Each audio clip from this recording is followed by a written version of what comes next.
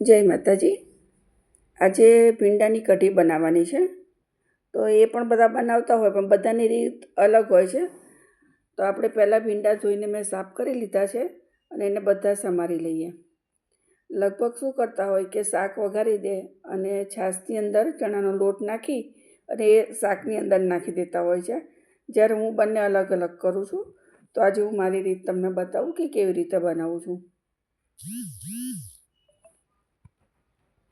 તો પહેલાં બધા જ ભીંડા સુધારી લઈએ.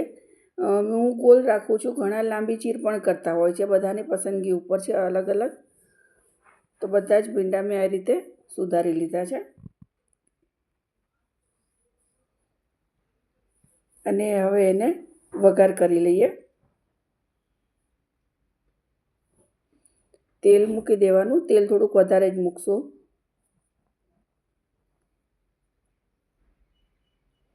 તેલ નાખી દઈએ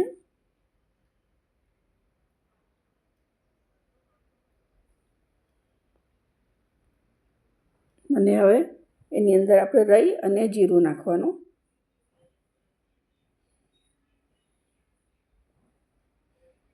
જીરું નાખી દઈએ અને થોડીક હળદર નાખી અને ભીંડા નાખી દઈશું. જેટલા સુધાર્યા છે બધા ભીંડામાં નાખી દઈએ.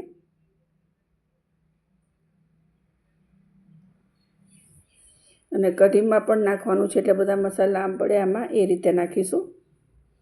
મીઠું નાખીએ થોડુંક જ અને હલાવીને બધું મિક્સ કરી લઈએ. કેમ કે આપણે કઢીમાં પણ મસાલા કરવાના છે, શાકમાં પણ કરવાના છે.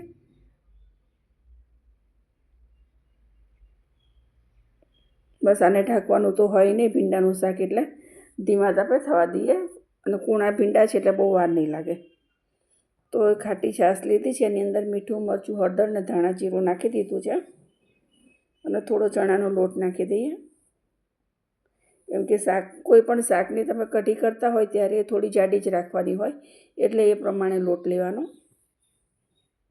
ડુંગળીની કરીએ કે સરગવાની કરીએ, ભીંડાની કરીએ તો થોડી જાડી હોય તો સારી લાગે. અને આપણે એની સાથે પાછા રોટલા બનાવવાના છે, બાજરીના રોટલા સાથે ખાવાની છે ભીંડાની કઢી. સરસ બધું મિક્સ કરી દઈએ. ખાંડ, ગોળ, સાકર તમે જે પણ ખાતા હોય આમાં નાખવાનું. મેં ગોળ નાખી દીધો છે. શાક જોઈ લઈએ, લગભગ ચડી ગયું છે. હવે એમાં મરચું અને ધાણા જીરું નાખી દઈએ.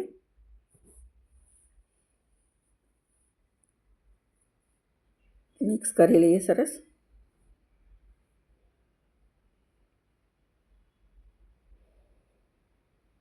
આની અંદર થોડીક ખાંડ અને આપણે લીંબુ નાખવું હોય તો નાખી શકાય, કે ચીકાશ એનાથી નીકળી જાય. શાક કરવાનું હોય તો ખાંડ લીંબુ નાખવાનું. આ કઢી કરવાની છે એટલે નહીં નાખો તો ચાલશે. હવે આ બાજુ કઢીનો વઘાર કરી લઈએ, એને બીજા ગેસ ઉપર મૂકીને. તેલમાં કે ઘીમાં ગમે તેમાં તમારે વઘાર કરાય. રાઈ જીરું નાખીને લીમડાના પાન નાખી દીધા અને સરસ એકદમ થઈ જાય એટલે વઘાર આપણે આમાં નાખી દઈએ.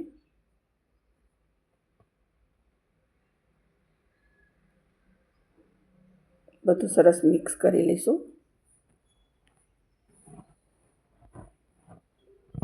અને એની અંદર શાક નાખી દઈએ.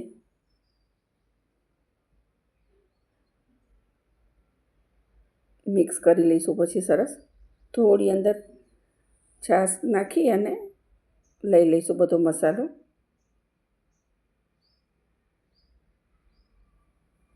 અને કોઈ પણ કઢી હોય એ તમારે અડધોથી પોણો કલાક ઉકળે ત્યારે જ એનો ટેસ્ટ સારો આવે. એટલે પહેલેથી આપણે વધારે જ લેવાની. છાશ લેતા હોય કે દહીંની તમે છાશ કરીને લેતા હોય, કેમ કે જેટલી ઉકળશે ને એટલી વધારે સારી લાગશે. શરૂઆતમાં થોડીક વાર માટે હલાવવી પડશે, નહીં તો છાશ ફાટી જવાની બીક રહેતી હોય છે. બસ આવી રીતે મિક્સ કરી અને થોડી વાર આપણે હલાવતા રહીશું. થોડી ઉકળશે એટલે સરસ જાડી થઈ જશે. જુઓ, સરસ ઉકળી રહી છે કઢી.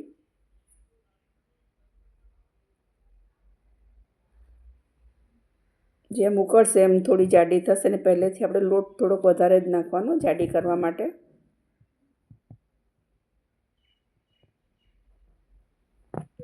બસ હવે એને ઉકાળતા જ રહીશું મીડિયમ ગેસ ઉપર. જો સરસ ઉકળી રહી છે.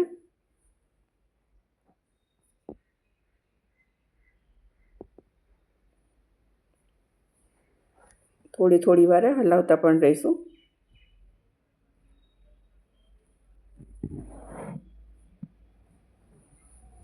વિડીયો મારા બધા સારા લાગતા હોય તો તમે લાઈક કરજો, શેર કરજો અને કમેન્ટ પણ કરજો. મારી ચેનલ ઉપર પહેલી વાર આવ્યા હોય ને વિડીયો જોતા હોય તો સબસ્ક્રાઈબ પણ કરજો. જો સરસ જાડી થઈ ગઈ છે.